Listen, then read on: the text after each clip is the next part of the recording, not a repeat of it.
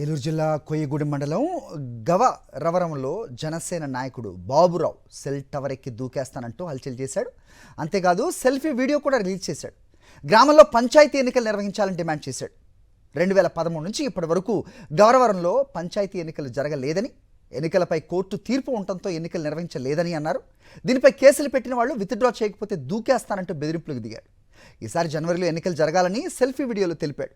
అయితే స్థానికులు నచ్చజెప్పడంతో cell tower పై నుంచి కిందికి దిగాడు బాబురావు.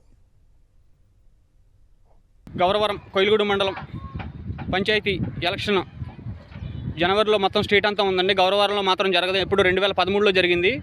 నేను టవర్ ఎక్కానండి.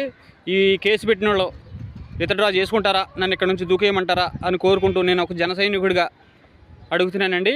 గవరవరం గ్రామంలో సర్పంచ్ ఎలక్షన్ జరగాలని నా కోరిక.